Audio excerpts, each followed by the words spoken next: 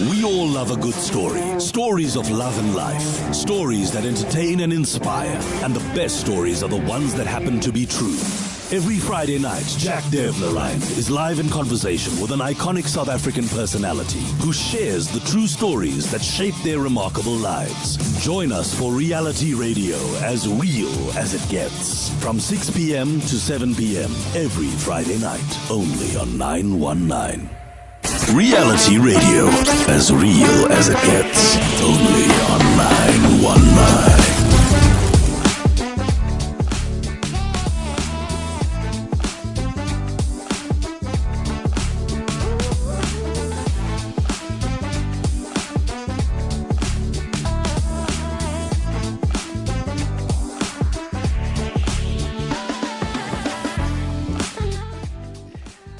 Hi everyone, happy Friday. You're listening to 919. My name is Jack Devnerine and this is Reality Radio. It's as real as it gets every Friday night from 6 p.m. to 7 p.m. where we have a guest live in studio to talk about the stories that shaped their lives. Tonight, what an absolute treat. We have in studio somebody we consider to be one of the most iconic South Africans, especially in the media industry, veteran newsman and broadcaster, Tim Modise. Good to see you, man. Pleasure, Bro Jack, and thanks for inviting me to spend time with you on your lovely show. You know, it's been such a long time. Usually you are the one interviewing me. Today I decided I'm going to turn the tables on you. And very rarely do I grant interviews, but because I owe you one, and I know that you've always pitched up for me, I felt I'm not going to come up with excuses. In your case, let me just pitch up. I love that. That's very, very kind. Thank you so much for that. Sure. Thanks very much. You know, this is... It's a big one for me to have you in studio because I don't think you even realize what a powerful influence you were on so many South Africans as we were coming through the media evolution from the late 80s into the 90s and beyond. Mm-hmm. And we needed to be tuning in to the voices that were actually telling us what was going on at that time. And now I'm going to take you back, but just to give you a perspective on this, you must know that when people mention the name Tim Modise, it actually rings like a church bell, where people actually stop, they listen, there's a moment of silence out of pure reverence and respect. That's what it's like. So just to have you in studio is a big deal for me. And I appreciate that, and thank you very much for your kind words. I appreciate no, it's so good to have you. Now, I think some of the most important, most pivotal, most impactful work that you were doing, especially around the time of the early 90s, was around the time that Madiba was facing South African people through the medium of television. You were there, you were part of that. And I think, just correct me if I'm wrong, but there was a time when there was a debate with Madiba and F.W. de Klerk. Yeah. That was a global TV audience of about 800 million people. I'm told, yeah, those were the numbers at the time, yes. What was your role in that moment? I was one of the panelists who were interviewing both Mr. Mandela and Mr. de Klerk at the time. It was a week or a couple of weeks before elections in South Africa. So elections were already, campaigning was already underway, and the world was very curious to understand what the two leaders at the time, most influential people in terms of the transformation of South Africa into a democratic South Africa, what their thoughts were in terms of democracy, in terms of the economic system, and whether that final lap of the preparations for the elections was going to hold, and that definitely we're going to have the elections. And therefore, how they conducted themselves and responded to the questions, I think that is what the world was curious about. I think the world, South African people were also...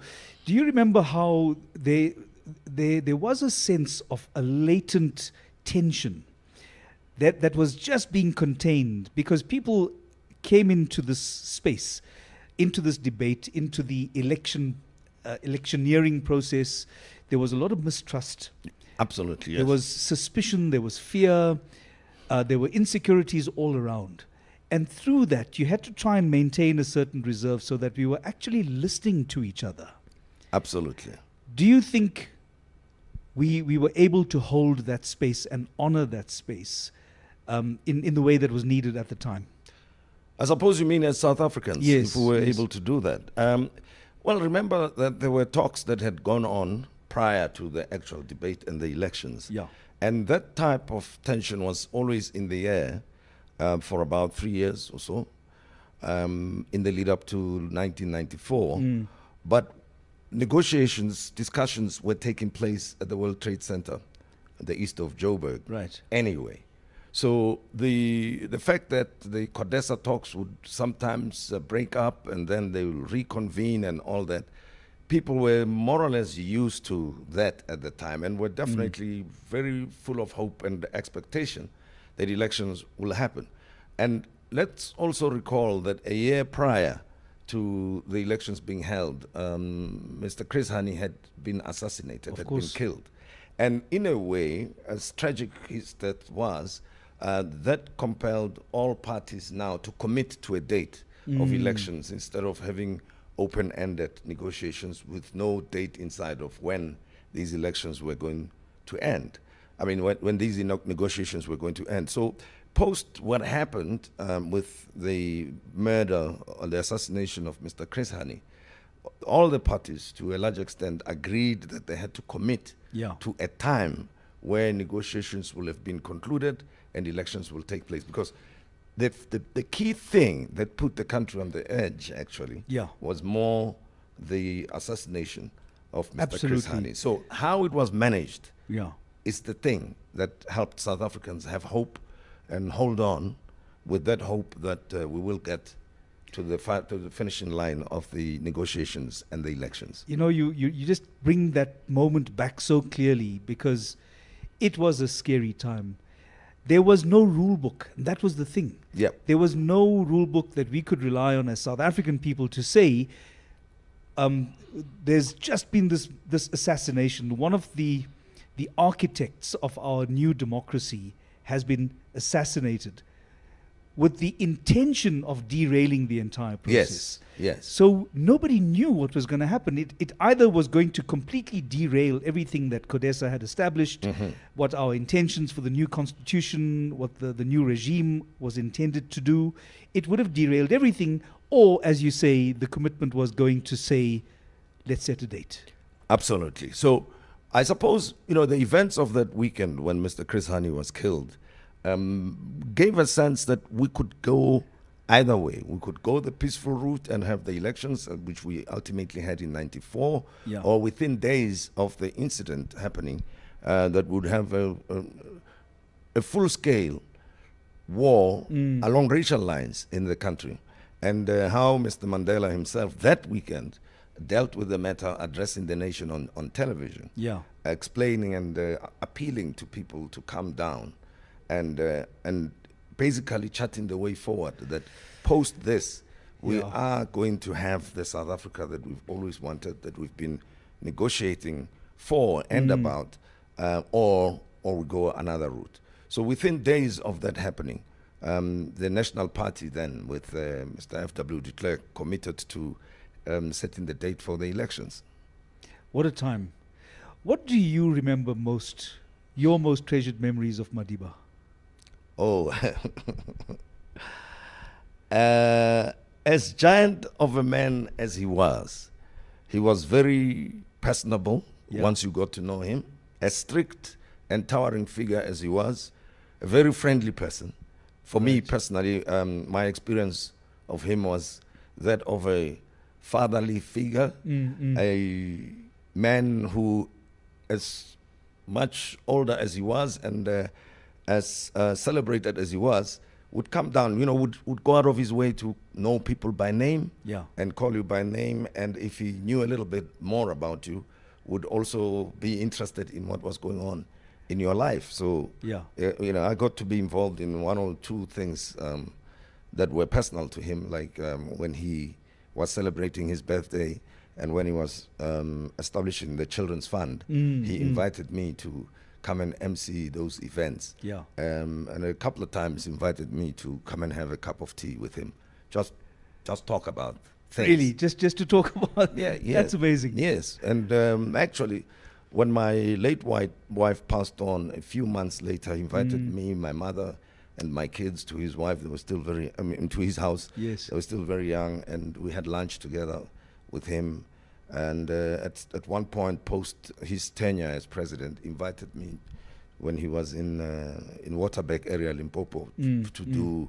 We wanted to interview him for carte blanche, and he felt that rather than do it in Joburg, we must come to his holiday home there, and then we spend a weekend together. So it was wonderful to spend time with him, because off the record, there was a lot of stories and stuff that he would talk about. Of course. I want to hear more of those stories, but we're going to take a quick break from Reality Radio. We have Tim Modise in studio with us, and we'll be back just after the short break.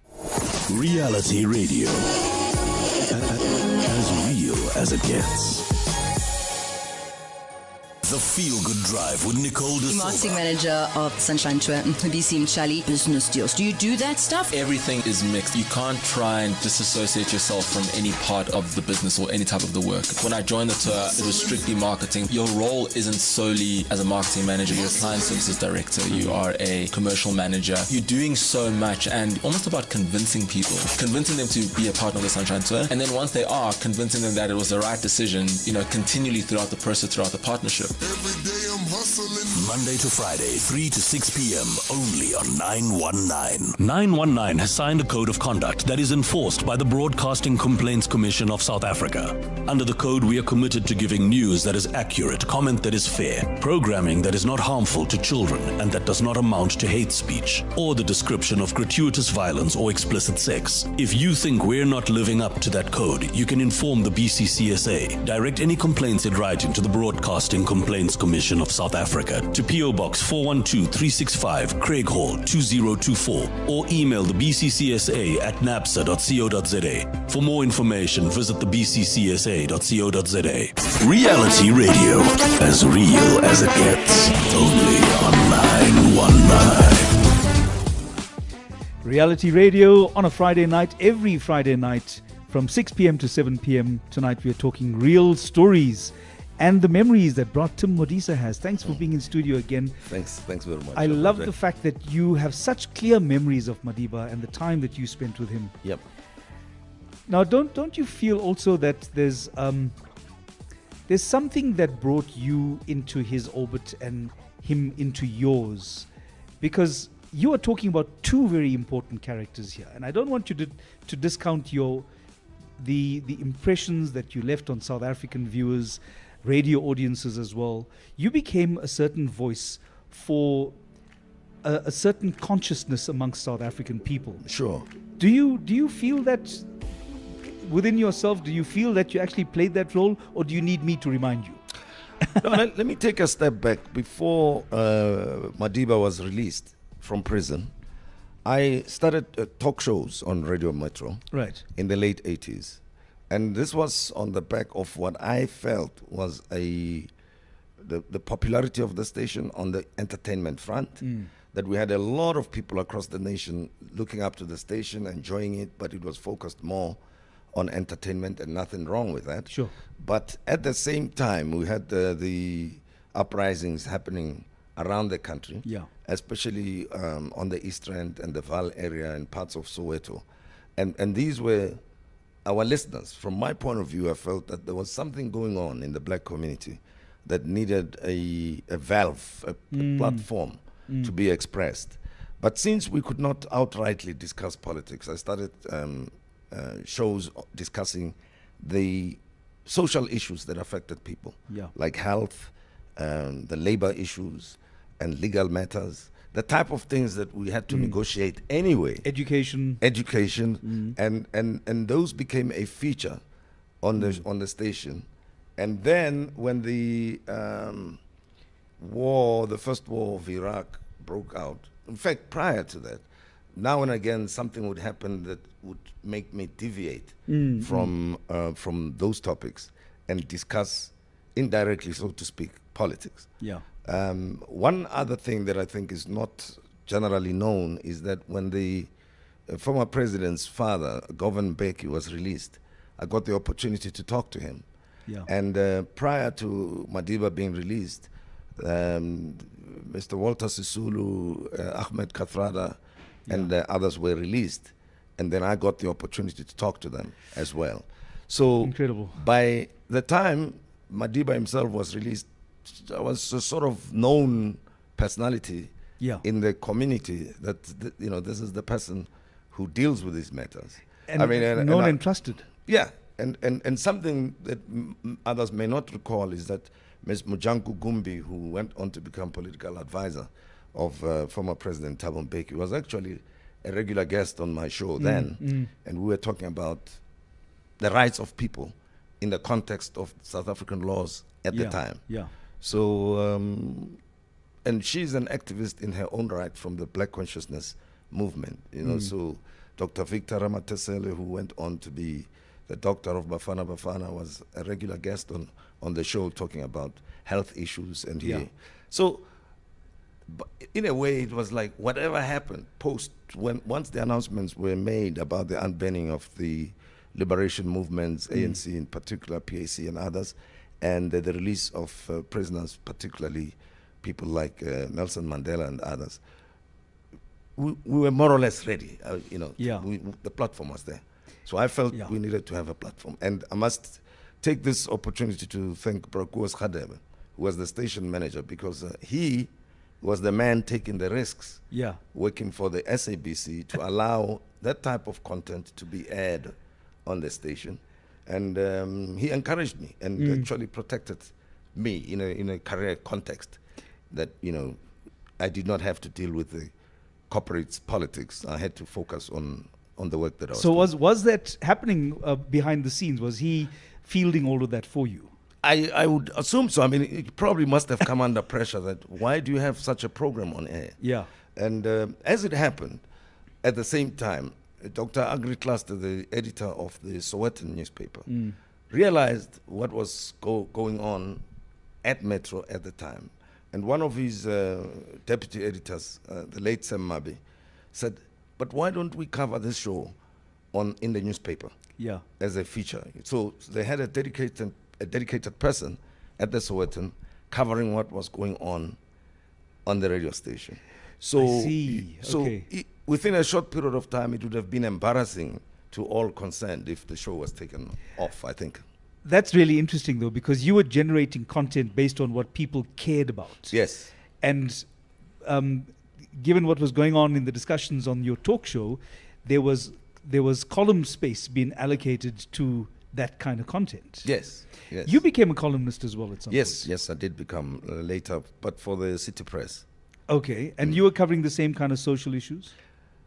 As a columnist, I was more commentating on whatever topic I chose to comment on. Yeah. And in itself was a very rewarding and educational experience for me, because if you let's say wanted to talk about the DRC and the civil war that was going on there, then you have to immerse yourself in the topic that you're going to talk about. So I learned that you not only do you just express an opinion, but go and get your facts right, get your facts straight when you write commentary stuff. Yeah. So let's also look at the evolution of from the time you started with the radio show, that you went into discussions with South Africans talking about what they cared about. Yes. Then you've got the column coming up. Later on, you started working as a columnist. Now you're looking at an era of social media. And I know that you're on social media as well because I'm connected to you. Sometimes we might share an article or a view. Yes. You always maintain, again, that very steady balance in your posts.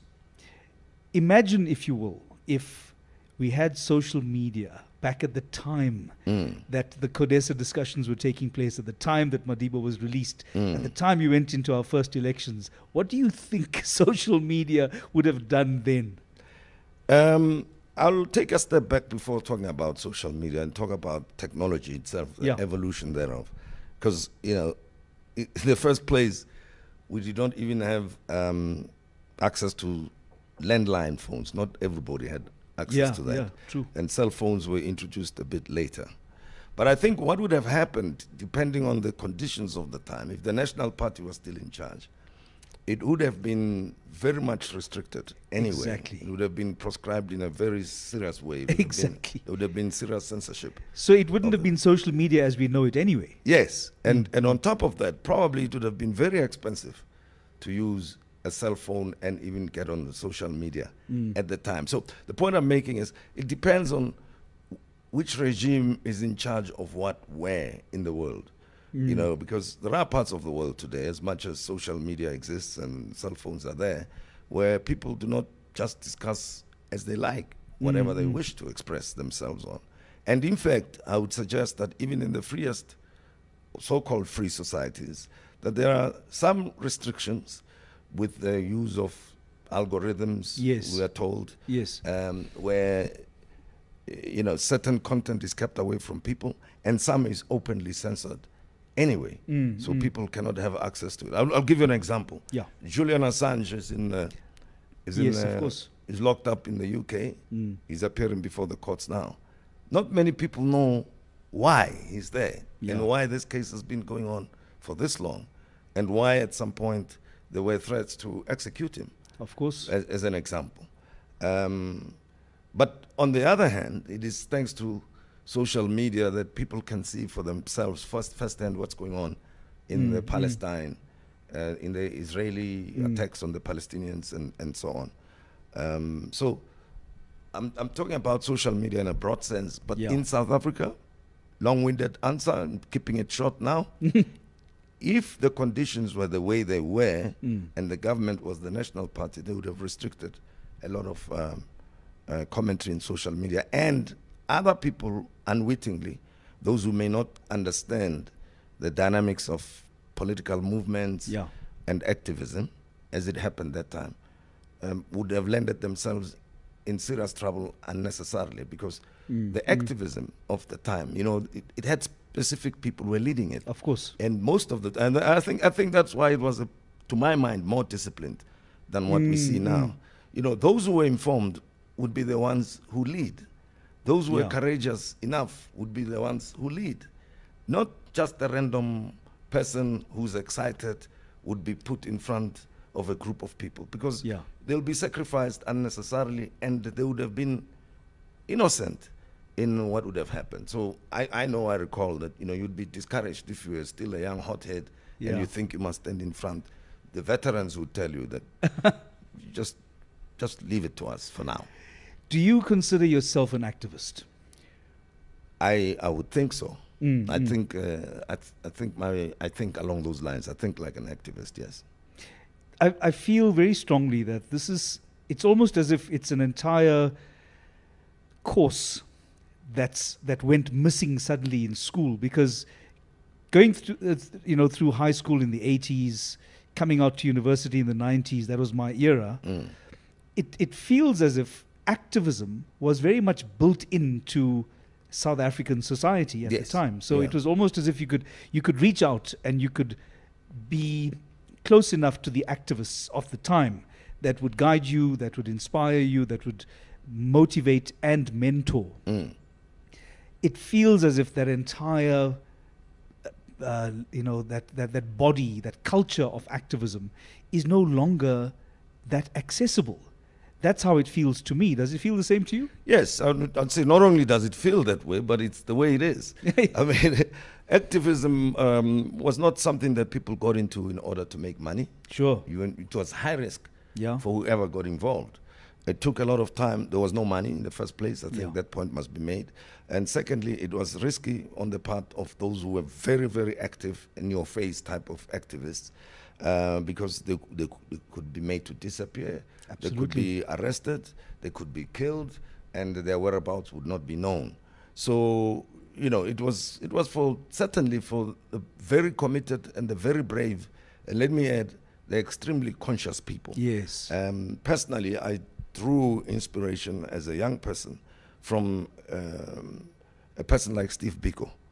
When I got to know about him, never met him personally, but got to know about him, and unfortunately and tragically how his life ended, that moved me a great deal to know that a young person like him was of of that nature, and was that courageous, but also so knowledgeable and so willing to share through, his ideas by himself and through his friends. Yes. It was a serious eye-opener for many people of my age at the time. And to think that, his voice among so many others are no longer here to guide and mentor us.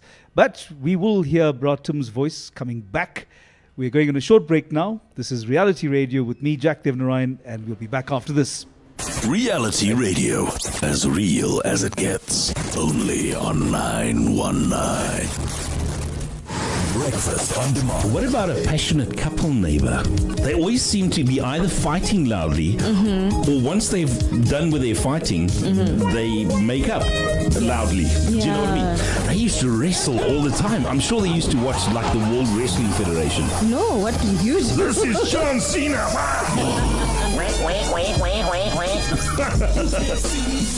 With Shane Hunter, Monday to Friday, 6 to 9 a.m.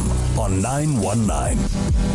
919 Top 40 with Linda Mbuso. It's such a weird dream. So me, Doja Cat, we have a chat. And I'm like, hey, Doja, I got your song on the chart. We're playing it, blah, blah, blah, something like that. She's like, okay, cool. Thank you very much. I go off and I meet a friend of mine, right? And then she's driving past slowly. Then I say, bye, Doja. It's giving groupie vibes, but okay. But I'm just saying bye to her because she's driving past me. And it's going to be awkward pretending we just didn't chat. So I say, bye, Doja. This is what Doja says to the guy driving. He's so irritating. But not even in your dreams, you are not irritating. I said what I said. Every Saturday from 3 to 7 p.m. We all love a good story. Stories of love and life. Stories that entertain and inspire. And the best stories are the ones that happen to be true. Every Friday night, Jack Devnarayan is live in conversation with an iconic South African personality who shares the true stories that shape their remarkable lives. Join us for Reality Radio, as real as it gets. From 6 p.m. to 7 p.m. every Friday night, only on 919. Reality Radio, as real as it gets, only on 919. Reality Radio on a Friday night with me, Jack Devnarayan, in studio, Bra Tim Modise.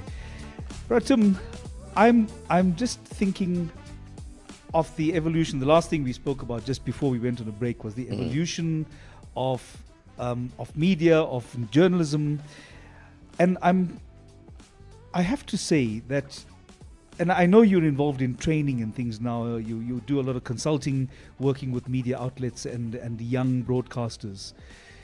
It feels to me as if now you have a number of people who are journalists who tend just to take the content, the raw data that they're being given, especially if it's coming from a source like government. So there's a government spokesperson, there's some kind of a briefing. They just take this content and they shove it out there through their outlets without interrogating the ideas that are contained in them. Is this something that you are seeing as well? And is it a real thing? Yes, no, I think it is the case. And I wouldn't blame the journalists per se. I would say, the so-called generalization of the newsrooms is at fault here. And the commercial elements of how news media works these days, I suppose, is the thing that drives that. You spoke about social media earlier on. The other thing that I think informs some of the journalists is this point of getting likes and so on, and being first with a story without checking the source, verifying, giving context. Secondly, generating a followership and therefore generating likes and so on.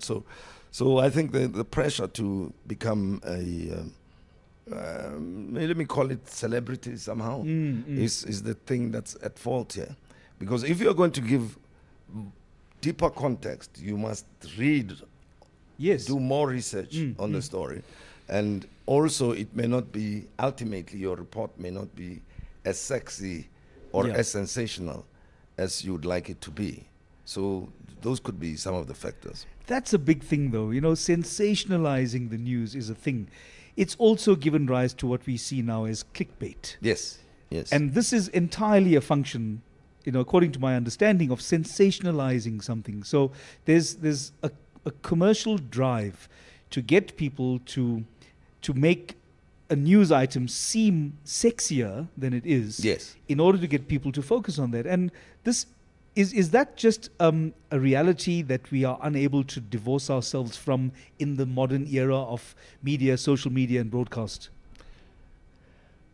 Because there's such a deluge of news and information thanks to social media, that information comes to you. You don't go to the media. Right. So it's very difficult to discern as audience in the first place what is useful and what is not useful. You know, because some of the stuff is sent to you anyway. If you are on Facebook, on the different social media platforms, on Twitter or X now, you are just bombarded with a lot of stuff, and you would not know what is news and what is not news. So I noticed that amongst the audience, people who consume information, I would suggest that they consume a lot of information that's not relevant to them, and may not be aware that it's not relevant. I'll give an example. I mean, we are told repeatedly by researchers and even the state itself through Stats South Africa, for instance, or the Human Sciences Research Council, CSIR and others, what the challenges are that face South Africa and our communities. But a lot of people would rather go and check more entertainment stuff than mobilize young people around challenges of unemployment, lack of economic participation, the unsafe communities that we live in, that we haven't really had that type of dialogue in the open using social media platforms. I think social media platforms offer a good opportunity for people to mobilize in favor and in support of their aspirations. But we're not doing that. No, we're not. So, missed opportunity there. I'm going to turn this question around a little bit, because I started off saying I'm worried that we don't have a lot of journalists who are paying attention to the real stories and interrogating the ideas behind them. I want to take this into a bigger context and ask, are we expecting too much of our politicians now, or are they just not living up to the level of discourse that we had seen taking place with very mature minds, very enlightened minds from the Mandela era? Is this an unfair comparison? I don't think it's unfair, but I also think I'll go back to the point I made earlier on. Remember, politics pays now. Absolutely. So, that's the difference. There's an incentive to become a politician. Whereas in the past, there were too many disincentives not to become one. It was a high-risk business. You could, using Madiba as an example, you could be locked away for that long, 27 years. Other people, lost, prior to him, people like Mr. Robert Sobukwe lost their youthful days. We mentioned Steve Biko, lost their lives. Chris Hani is another example, lost his life just before the elections. So it was different. These were people who were very serious about dealing with the grievances of their people. Whereas now, you can go in and... Well, I came armed with a water jug here, just in case, because I understand this is also part of political discourse nowadays. I understand people can turn this into a kind of a weapon, apparently. There you go, of course. There are people who've been badly injured as a result of this. I know it's terrible, but it's just to think that this is what we have devolved into. To me, it's astounding, because I look at what the mandate must be when people say, here's my ballot paper, I'm putting an X next to that logo because I believe in that party, I believe in their manifesto, I believe in their vision and their set of policies in order to direct the future of our country. That's what it means.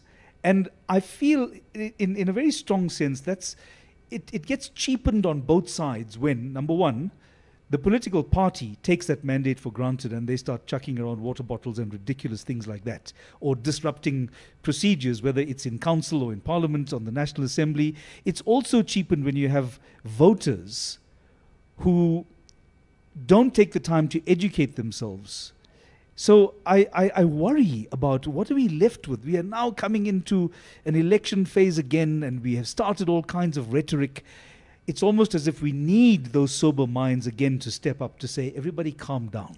This is what it's about. I suppose, Brajek, the problem is that democracy, the freedom we wanted, is a huge responsibility on its own. And it's not a responsibility of those who are in charge. It's a responsibility of citizens. Right. To familiarize themselves, firstly, with what democracy or the Constitution is all about in the first instance, and what the role of the citizen is in that system. Because many people, I get a sense, are not aware that they are employers of the politicians. Right, exactly, yes. So every time we vote, it's like signing a new contract or amending the contract and getting new people in. We think that it's a favor to employ new set of politicians. It isn't. It's a responsibility. You've got to analyze what they're all about and make sure that as the shareholder, if citizens were to regard themselves as shareholders, are you happy with the way our organization, South Africa, is being run?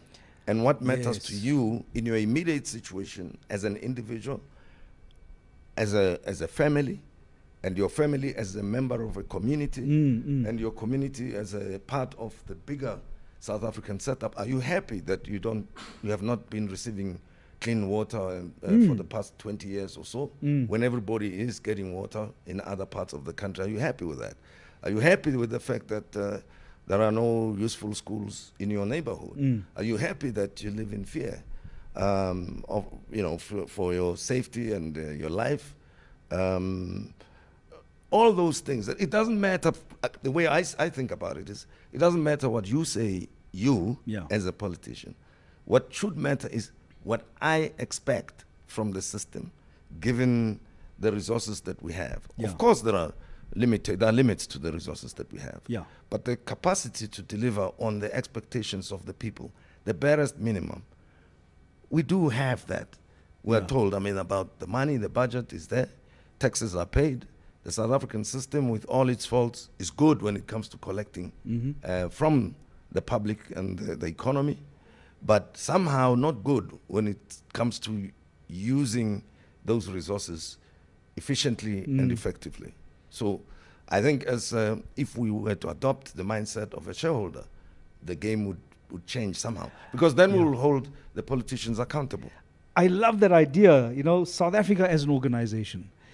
And if I'm correct, you at some point, you were also part of a project like that. Yes. Brand South Africa. What was it called? Proudly South African. Proudly South African. Yeah. What was that experience like? What was it all about? That experience was just on the back of the opening up of the economy, with imports coming from other parts of the country, and some sectors of our economy being put under pressure. For instance, textile, as an example. South Africa used to produce clothes, everything. We had a very active and serious textile industry here, from shoes to suits to shirts to whatever we wore. But then cheaper imports came in, and a lot of jobs were lost, and some factories had to close shop. And other things that were basically produced in South Africa were also being displaced or being done away with and being replaced by cheaper imports. So the role then of Proudly South African was to say the smaller businesses must be plugged into the different value chains of the different sectors. So let's say a big steel manufacturing company, how can that company work with the smaller guys down the line so that what they produce can be then turned into useful products by manufacturers, let's say of kitchen sinks and stuff like that, and then the retailers, and so it goes.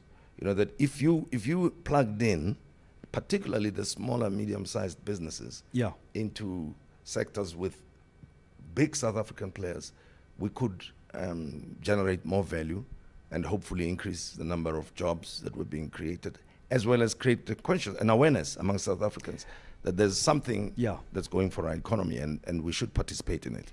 And that I see that in all around the world, wherever you go, if you're going to go into a local store, you're going to find products that are made by that country. Yes. And it's supposed to inspire the same kind of patriotism that we should be feeling in South Africa. So, I think Proudly South Africa is a massive project that feeds into what you were saying earlier about using South Africa as an organization, seeing yourself as a shareholder in that compact. Yes.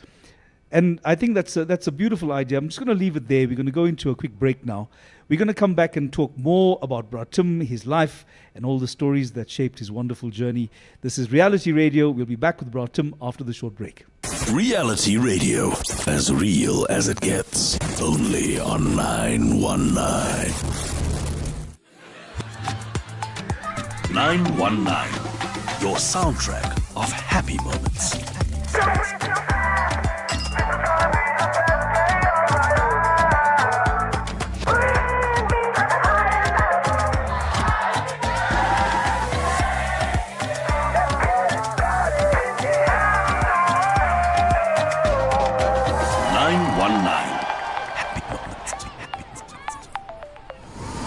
Breakfast on demand.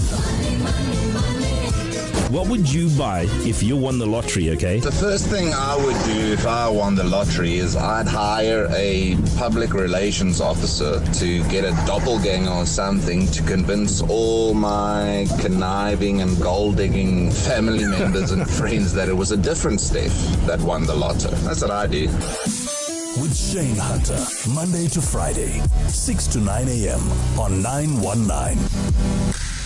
The Feel Good Drive with Nicole De Silva. Marketing manager of Sunshine Tour, BC Mchali, business deals. Do you do that stuff? Everything is mixed. You can't try and disassociate yourself from any part of the business or any type of the work. When I joined the tour, it was strictly marketing. Your role isn't solely as a marketing manager. You're a client services director. You are a commercial manager. You're doing so much and almost about convincing people, convincing them to be a partner of the Sunshine Tour. And then once they are, convincing them that it was the right decision, continually throughout the process, throughout the partnership. Every day I'm hustling. Monday to Friday, 3 to 6 p.m. only on 919. 919 has signed a code of conduct that is enforced by the Broadcasting Complaints Commission of South Africa. Under the code, we are committed to giving news that is accurate, comment that is fair, programming that is not harmful to children and that does not amount to hate speech or the description of gratuitous violence or explicit sex. If you think we're not living up to that code, you can inform the BCCSA. Direct any complaints in writing to the Broadcasting Complaints Commission of South Africa to PO Box 412365, Craig Hall 2024, or email the BCCSA at napsa.co.za. For more information, visit the bccsa.co.za. We all love a good story. Stories of love and life. Stories that entertain and inspire. And the best stories are the ones that happen to be true. Every Friday night, Jack Devlerine is live in conversation with an iconic South African personality who shares the true stories that shape their remarkable lives. Join us for Reality Radio, as real as it gets. From 6 p.m. to 7 p.m. every Friday night, only on 919. Reality Radio, as real as it gets, only on 919. You're back with us, 919. This is Reality Radio. My name is Jack Devnarine, in conversation this Friday night with Bra Tim Modise. Bra Tim, do you miss the vibe of music radio stations? I actually do. Yeah. I do, because one of the happiest memories of my work was doing music radio and talking to artists generally. Ah, yeah. And when I reflect on why and how I got to be involved in radio, I think it was more my love for the arts than anything else. And the other stuff, evolved over time. But it was more, meeting artists across the board, interviewing them, enjoying music with them, sometimes going into recording studios with them. Yeah. And up to this moment, most memories I have are of people like Ray Peary of Stimela, Yeah. was a good friend of mine, and Rahul Masekela, who I got to meet as soon as he came back from exile and got involved in his concert tour of the time Sekunjalo. Yeah. And as a result of that, we ended up becoming friends. He was friends with a lot of people, but I got to know him a little bit more, and he was a Hrotman, he was Prahu, Yeah. but yeah. regaled me with so many stories of what happened when he was still young before he went into exile, what happened when he was overseas, the countries he lived in, the friends he made, the mistakes he made, and all of that jazz. Actually, the outstanding interview for me in my life Yeah. was an interview I did with Al Jarreau. Oh, wonderful. All right, Yes, yeah. because I grew up, appreciating Al Jarreau's music. Not in my life did I ever imagine that I would meet him in less than 14 years of beginning to appreciate his music, because I was exposed to his music in the late 70s. Yeah. And his album Live in Berlin was one of the first albums I bought for myself with my own money. Yeah. And by 1993, when he came to South Africa, something else. And we happened to do the interview on a Sunday, and I did not have a technical assistant to help to assist me with. Yeah. But they brought him in, and I had time with Al Jarreau with no one in the studio. Incredible. And we had such a whale of a time Yeah. with the interview, and I discovered he was such a fun guy, one of the friendliest people I've ever met in my life. Made me feel good many times over, and I never forget that moment. That is such a rare thing, though, because this man is a globally recognized composer, jazz musician, and for him to be so engaging, Yes. it's such a rare thing to be that open to just a free conversation. Absolutely. I mean, I don't know what I was expecting. Instead of it becoming a Q&A type of thing, it became a conversation, and it felt like, to me, somebody I'd known for a long time, and he also made me feel like he's known me for a long, long time. Yeah. So there was laughter there was too many jokes being told, and I actually enjoyed it. And we happened to do an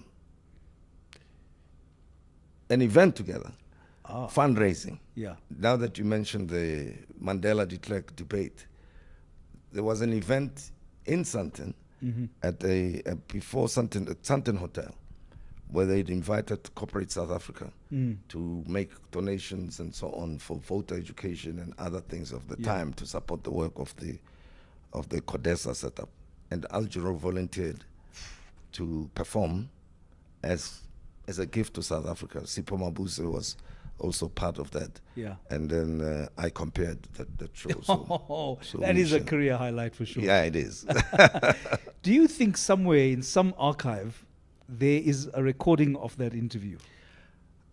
I hope so. I don't know. I don't know if we still have those archives at SABC, but I hope so, yeah.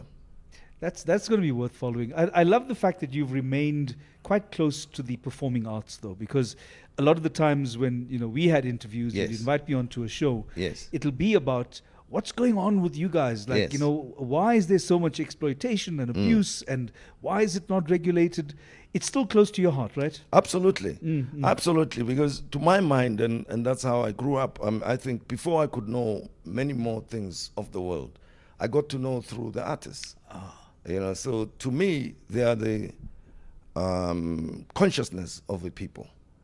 I mean, if you go back to the days of Gibson Kente, how long the theater play, when, the rallies, political rallies could not be held, there was always a message in his place. Not the only one, though. Mbongeni Ngema being one of those people who would raise the people's issues, the concerns. The musicians did the same. So, to my mind, the art is a reflection of a people. Both in good times and bad times. So, I mean, even now, I'm sure you'll agree with me. Many people will agree. Before you know anything about the United States, you know more about the artists first. Yeah. That's the first thing. That's the window into the society. It's such a strong point to make, because it's through performance, through music, that we are able to reflect the culture of a people. The people. Yeah. There's the language, there's the values. Yes. Whatever is popular, whatever helps us to communicate with each other, whatever is current in the way we engage with each other is reflected in our cultural icons and in film, television. All those things are examples, in the same way that fashion and music would all serve that purpose. Yeah. So I can understand then why you would want to stay connected to all of that. But there's a world of conversation I still need to have with you. We only have a few minutes left, but I would like to know what brought you to the point of saying, I see myself in the world of broadcast news, journalism, radio, and eventually TV. At which point did you say, I see myself in that role? It was something that happened accidentally, actually, at school, as it happened. All the best stories start off with that. I'll be very brief with the story. I was asked to render an item at school, and I had not prepared anything. But for some reason, I'd been following rugby commentary on then English service. Yeah. Our English teacher encouraged us to do that. So I had not watched rugby before. I was not that familiar with it. But thanks to radio, I more or less knew how the story of rugby is told. And then I gave that rendition at school using the language that they use. Yeah. And everything about it. And I think it pleased the teacher so much. Then he asked me to do it in front of everybody else. Yeah. And then it was expected that I would do this thing all the time. But it grew on me. And then my love for music was another thing. Sure. Where my friends would encourage me to play music. Because I started, I started collecting music relatively early, my own music. So I got too immersed in both broadcasting and the whole idea of music. But at the same time, being interested in information. Right. So, putting all those things together, radio was a good place to be, to express my voice. So I actually did it because I think I'd like to express my life that way, and it gave me the opportunity to do that. And how did you get into that? Did you like go and chase somebody down and say, I need you to listen to my Yes, I did. A lot of times I did. I did. But one friend of mine insisted, and nearly went somewhere else to work. Actually, I did in a factory for 2 months, 3 months. Yeah. Said, no, you don't belong there. Oh. You better go to a new station that had been established at that time. Music Radio 702, as it was called. It was founded in Garankuwa. That's where they started operating from, and that's my hometown. Yeah. So he said, write a letter, I'll take it to them. Application letter. I went there, did the auditions, did not succeed, but I insisted that I be given a job. So they gave me a job as a program assistant. I love that, okay. Which exposed me to people like Stan Katz, Koki Tubul, and other people, including Casey Kasem of the United States Top 40. It was my job to compile stuff for them. So I was exposed to how the radio station works. From the production side? Yeah, from the production side. And within a year, then I went to Radio Bop and I got a show there, did morning shows. And then did news for SABC. Then later auditioned for Metro, got a job. And then from then on, around, this was 86. So then the train just carried on like that. And the rest, as they say, is history. Absolutely. That's amazing. I have this is special to me because most of my work in the media industry has been as an actor, on-screen performer. My only exposure to radio was occasionally when I do a 30-second radio spot for a radio commercial. Sure. So to have this opportunity is a big deal for me because I'm interested in stories as a storyteller. Yeah. But I realize it's the same on radio, right? Yes. And this was the revelation for me. So I'm very grateful that I've got a good friend, Kanthan Pillay, who heard my idea, he liked the proposal, and he said, all right, well, listen, I'll give you a Friday night slot. Yeah. Which is why we're here. So this is a big deal. And it was actually in that conversation that Kanthan said to me, listen, he's got ideas that he'd like to share. We are sharing some ideas here on radio, but he decided he was going to write this book. And he wanted to make it a manual for South African people who are interested in how do we address the big issues like education, like the economy, like state-owned enterprises. What is the perspective about, and based on current research, this is what we know, this is what's likely to happen, and this is what we can do as an intervention in order to fix it. He's put all that into a book, and he very graciously has decided, this is not just a prop, by the way, Bratum. This, he says, is a gift to you, which is my great pleasure to present to you. Thank you. How to fix South Africa. Yeah. So Kanthan decided that this is to show, thank you, just to say we really appreciate you being on the show. And of course, to all the guests to come on to Reality Radio, the big smiley face, that is also yours. No, I appreciate it. Brajak, thank you very much for hosting me and inviting me to on your show and to have this lovely conversation that we had, because it made me remember stuff that I've not been thinking about for some time. We are going to continue the conversation long after this show is done. But I want to say a huge thank you to everybody. Thank you for joining us, everyone. Remember, this is Reality Radio every Friday night from 6 p.m. to 7 p.m., talking about the wonderful stories that shape our lives. Have a great evening and a great weekend. And thank you too.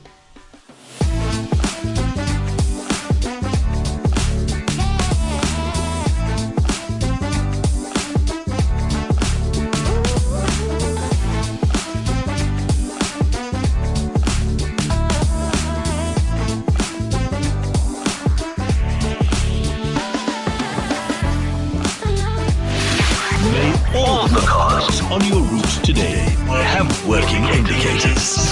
Feel 919.